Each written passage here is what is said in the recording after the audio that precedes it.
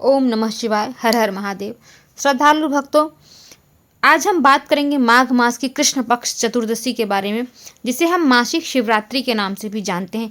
यह केवल एक तिथि नहीं, यह वह रात्रि है जब शिव तत्व हमारे भीतर ही जागृत होता है, जब मन के विकार शांत होते हैं और आत्मा के आकाश में वैराग्य, विवेक और करुणा का चंद्रमा उगता है। शिवरात्रि का भाव क्या है, अर्थ क्या है? शिव की रात्रि अर्थात वह रात्रि जब हम नींद, आलस्य, क्रोध, मोह और भय इन सब पर विजय पाने का संकल्प लेते हैं और भगवान शिव की आराधना में वो रात्रि व्यतीत करते हैं।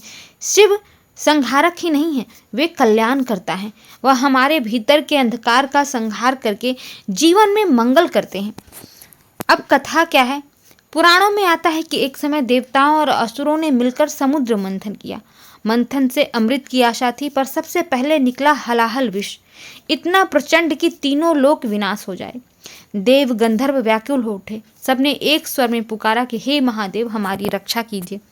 तब करुणामय शिव प्रकट हुए और उन्होंने उस विष को अपने कंठ में धारण कर लिया और तभी से वे नीलकंठ कहलाए हैं। भक्तों, इस लीला का अर्थ यही है कि जब भी जीवन में विष जैसी परिस्थिति आए, दुख, अपमान, भय या नकारात्मकता, तो शिव हमें यह सिखाते हैं कि विष को बाहर मत फैलाओ, उसे अपने भीतर साधो, अपने भीतर शांत रखो और उसे तप से रूपांतरित कर दो। इसी कारण शिवरात्रि की रात शिव की साधना की रात है, जहां हम अपने भीतर के विष को जप, ध्यान और भक्ति से शांत करते हैं। मासिक शिवरात्रि का महात्म्य क्या है, महिमा क्या है? मासिक शिवरात्रि हर महीने आती है, लेकिन माघ मास में शिव आराधना का फल और भी विशेष माना जाता है, क्योंकि माघ मास तप, स्नान, जप और दान का महीना है। इसी दिन श्रद्धा से किया गया शिवलिंग अभिषेक, बेलपत्र अर्पण और ओम नमः शिवाय का जप मन को स्थिर करता है, विचारों को शुद्ध करता है और जीवन में शांति, सद्बुद्धि और संरक्षण भी देता है। सरल पूजा संकल्प क्या है? तो आप संकल्प लीजिए कि मैं क्रोध नहीं करूंगा, मैं निंदा नहीं करूंगा, मैं असत्य का साथ नहीं दूंगा और हर परिस्थिति में आपकी कृपा से धैर्य और करुणा को धारण करूंगा। तो उस दिन आपको करना क्या है? शिवलिंग पर जल अर्पित करें, बेलपत्र चढ़ाएं, दीपक जलाएं और ओम नमः शिवाय मंत्र का जाप करें। जितना भी समय व्यतीत हो भगवान शिव के पूजा में, भगवान शिव के ध्यान में व्यतीत हो। ऐसा नहीं है कि आप अपना दैनिक कर्म नहीं करें। दैनिक कर्म जो है और आपके कर्तव्य जो है वो सब निभाते हुए भगवान शिव का आप ध्यान करते रहिएगा।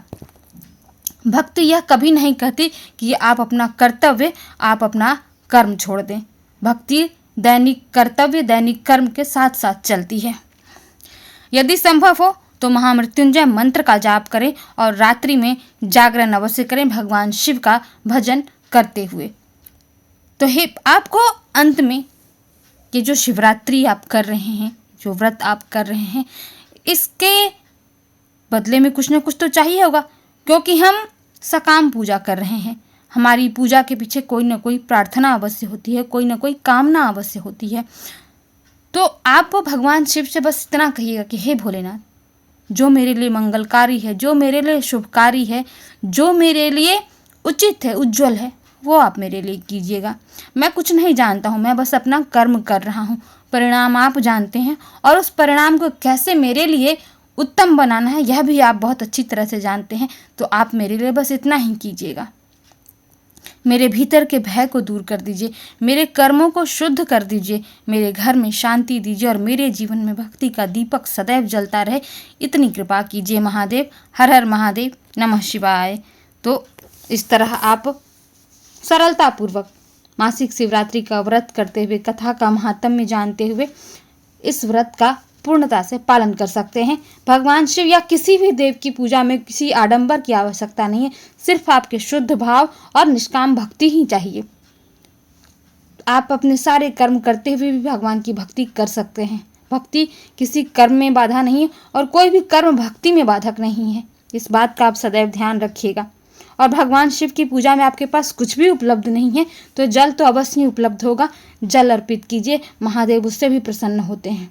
तो ऐसे ही महादेव की भक्ति करते हुए, अपने कर्म को शुद्ध बनाते हुए सदैव धर्म के मार्ग पर अग्रसर रही, यही कामना है। भगवान शिव की भक्ति में लीन रहिए और भगवान शिव की कृपा आप सब पर सदैव बनी रहे। यही कामना है, यही प्रार्थना है। वीडियो अच्छा लगे तो हमारे चैनल को सब्सक्राइब कीजिएगा, वीडियो को लाइक और शेयर भी कर दीजिएगा और कमेंट में हर हर महादेव अवश्य लिखिएगा। धन्यवाद।